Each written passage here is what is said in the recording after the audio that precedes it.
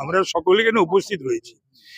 এই দুর্গোৎসব, দুর্গাপুজো বাংলা এবং বাঙালির সর্বশ্রেষ্ঠ উৎসব বা পুজো, যেখানেই এবং এটা এখন সারা ভারতবর্ষের বিভিন্ন রাজ্যে, শহরে, এমনকি বিশ্বেও বিভিন্ন শহরে, বিভিন্ন রাষ্ট্রে এই দুর্গোৎসব পালিত হয়। এখানে আমরা উপস্থিত হয়েছি আজকে খুঁটি পুজো উপলক্ষে। তৃতীয় বর্ষে পদার্পণ করলো, আমরা সকলে এখানে মিলিত হয়েছি। পুজোর 4-5টা দিনের জন্য আমরা সকলেই অপেক্ষা করে থাকি এবং প্রত্যেকেই যে যেখানেই থাকুক না কেন, যদি সুযোগ থাকে আসার বাড়িতে বা পাড়ার পুজো মণ্ডপে, তারা এই কটা দিন দেশ এবং বিদেশ থেকে তারা উপস্থিত হন পরিবারের কাছে একসঙ্গেই দুর্গোৎসব পালন করার জন্যে এবং পাড়ার প্যান্ডেলে।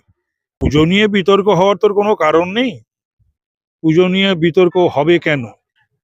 এটা ভারতবর্ষ, এটা পশ্চিমবঙ্গ, এখানে ইদানিংকালই শোনা যাচ্ছে, দেখা যাচ্ছে। এর আগে তো কখনো হয়নি। এটা তো পাকিস্তান বা বাংলাদেশ নয়, বা কোনো ইসলামিক রাষ্ট্র নয়। এখানে দুর্গোৎসব, কালী পুজো, রামনবমী, লক্ষ্মী পুজো, সরস্বতী পুজো, দেবাদিদেব মহাদেবের, শিবের গাজন, নীলষষ্ঠী পুজো, সমস্ত কিছু তো ছোটবেলার থেকে দেখে আসছি, এগুলো সমস্ত হয় এবং হবে।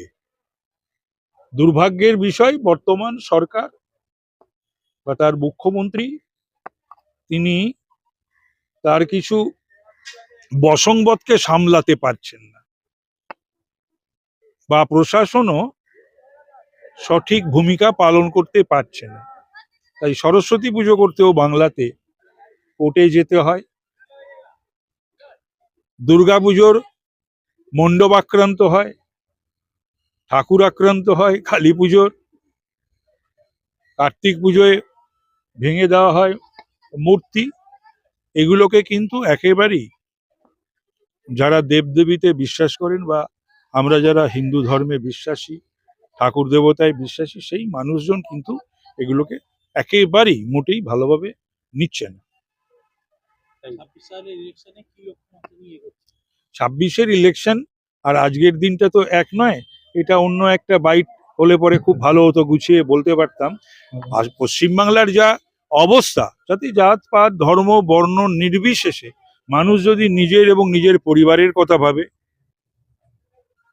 তার সন্তান সন্ততির কথা ভাবে, ছেলে মেয়ে নাতি নাতনির কথা ভাবে, শিল্পের কথা ভাবে, স্বাস্থ্যের কথা ভাবে, শিক্ষার কথা ভাবে, কর্মসংস্থানের কথা ভাবে, আইন শৃঙ্খলার কথা ভাবে, মা বোনেদের ইজ্জত সম্ভ্রম রক্ষার কথা ভাবে, আমাদের পুরুষ মানুষদের জীবন প্রতিদিনই তো খুন হচ্ছে। সুতরাং এই সমস্ত কিছু মিলিয়ে এই মমতার সরকারকে একদিনও রাখার কোনো অর্থ আমি খুঁজে পাই না, আর একদিনও থাকার দেখুন, আমাদের কমিটি ইন্টালি বঙ্গীয় সমাজ সার্বজনীন দুর্গোৎসব কমিটির আশা, আমাদের যেই ভারতবর্ষের ইতিহাস, সেই ইতিহাসের মধ্যে যেই ধর্মের অস্তিত্ব, সেইটাকে তুলে দেওয়া। আপনারা দেখছেন সারা বিশ্বে সবথেকে পুরনো ধর্ম সনাতন ধর্ম। এই বছর যেই থিম আমরা নিয়ে আসার চেষ্টা করেছি, সেইটা হলো ধর্মের ওপরে।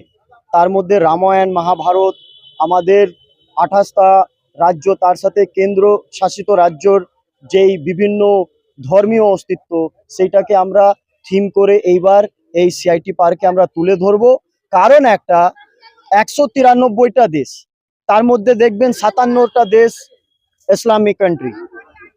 যদি দেখেন 100টার ওপরে অনেক এমন মানে 100টার ওপরে আপনি বলতে পারেন খ্রিস্টান দেশ, কিন্তু ভারতবর্ষ একমাত্র সনাতন ধর্মকে মেনে চলা দেশ।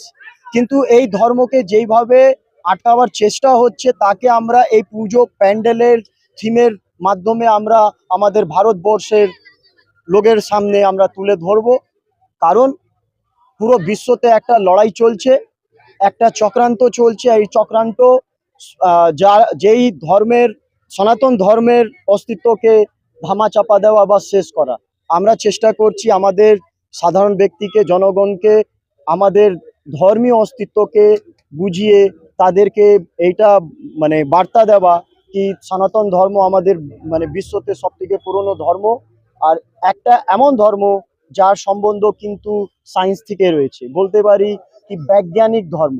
সেই জায়গাতে যদি আমরা ভালোভাবে পড়তে পারি তাহলে আশা করি এইবারে আমাদের যেহেতু ধর্মীয় কনসেপ্ট আর ধর্মের এখন সব থেকে বড় বীর সৈনিক যোগী আদিত্যনাথ, তাকে নিয়ে আসার আমাদের প্রচেষ্টা রয়েছে। ওনার টাইমটা যদি আমরা পাই তাহলে উনি আসবেন, না হলে অবশ্যই কেন্দ্রীয় কোনো মন্ত্রী বা আশেপাশে যারা আমাদেরকে সমর্থন করছেন তাদেরকে দিয়ে আমরা পুজোটা সম্পন্ন করা লাগে। তো পশ্চিমবঙ্গতে আমরা বাসাবাস করছি, আপনি বলুন না, আপনি যেই পশ্চিমবঙ্গে জন্ম নিয়েছেন, জন্ম নেওয়ার পর আপনার মনে হয় বুকে হাত রেখে দিব্যি খেয়ে বলবেন তো কি পশ্চিমবঙ্গতে হিন্দুরা ভালোভাবে থাকতে পারছে? যদি এমনই আছে তাহলে এই আমাদের খুঁটি 2024 সালে কেন ফেললো? 2023 সালে যখন 48 ঘন্টা আগে হাইকোর্ট পারমিশন দিল, আমাদের প্যান্ডেলকে কেন অন্য ধর্মের ব্যক্তিরা ব্লেড ছুরি দিয়ে কেটে ফেললো? সেটাও আমরা প্রতিবাদ করেছিলাম। কিন্তু পশ্চিমবঙ্গ এমন একটা জায়গা চলে গেছে যেখানে সনাতন ধর্মের অস্তিত্ব বলে থাকতে পারবে না বলে শেষ করার একটা চক্রান্ত চলছে, যেটাকে আমরা আটকাচ্ছি। আমরা যারা হিন্দু ধর্মের সৈনিক, এই পুজোটাও হিন্দু সেবা দল করছে, আর হিন্দু সেবা দল ইন্টালি বঙ্গীয় সমাজ সার্বজনীন দুর্গা উৎসব কমিটিকে সমর্থন দিচ্ছে। আমরা আমাদের লড়াই দেব। আমার নাম সুদীপ রাম, হিন্দু সেবা দলের সভাপতি, ইন্টালি বঙ্গীয় সমাজ সার্বজনীন দুর্গা উৎসব কমিটিরও সভাপতি। কি বলবেন এই ব্যাপারে? এন্টালি বঙ্গীয় সমাজের যে দুর্গোৎসব, তাদেরকে অনেক শুভেচ্ছা জানাই। এবং সামনে দুর্গাপুজো, সকল মানুষকে জানাবো দুর্গাপুজোর অনেক শুভেচ্ছা। এবং এন্টালি বঙ্গীয় সমাজ দুর্গোৎসবকে হাইকোর্টের মাধ্যমে অনুমতি নিয়ে তারপরে তাদের 2 বছর আগে পুজো শুরু করতে হয়েছিল। এটা দুঃখজনক ঘটনা। পশ্চিমবঙ্গে পুজো করতে গেলে হাইকোর্টের পারমিশন নিতে হচ্ছে, রাজ্য প্রশাসন অনুমতি দিচ্ছে না। এর চেয়ে দুঃখজনক ঘটনা বোধহয় সারা পশ্চিমবঙ্গে খুব কমই ঘটে। চাইবো আগামী দিনে মানুষের পুজো করতে যাতে অসুবিধা না হয়, এবং এই প্রশাসনের মধ্যে থেকে সেটা নিশ্চয়ই সম্ভব নয়। তবে এই প্রশাসন বিদায় ঘন্টা বেজেছে, এবং আগামী দিনে মানুষের দুর্গাপূজা থেকে শুরু করে গণেশ পুজো, কালী পুজো কোনোটাই করতে অসুবিধা হবে না, এইটুকুনি আশ্বাস। বিতর্ক তো ডেফিনেটলি থাকবে। কাজ থাকা মানেই বিতর্ক থাকা, এবং যেই কাজের সমালোচনা বা আলোচনা যদি না থাকে সেই কাজের আমি মনে করি না মূল্যবোধ থাকে। তো সেই জায়গা থেকে বলবো এই বছর আমাদের পুজো ভাবনা হচ্ছে হিন্দু সবাই চলে আসুন, একটা গ্রুপ ছবি হবে, সবাই চলে আসুন, আসুন সবাই, একটা গ্রুপ ছবি হবে। হিন্দু মাইথোলজিকে নিয়ে আমাদের এই বছরের কাজ। দেবাশিসদা, কারণ হচ্ছে যে আমরা এই পুরাণ কাহিনীগুলো এট দ্য টাইম আমরা ভুলতে চলেছি। আমাদের প্রজন্মকে কি বার্তা দেবো যে আমাদের কি রামায়ণ, কি মহাভারত, কি বাল্মীকি, মানে সত্যি আমরা যে বাংলার বুকে এত সংস্কৃতি, আমরা কিন্তু নতুন প্রজন্মকে কিছুই দিতে পারছি না। তো সেই জায়গা থেকে আমি মনে করি যে আমাদের পুজো প্যান্ডেল একটা বার্তা দেবে।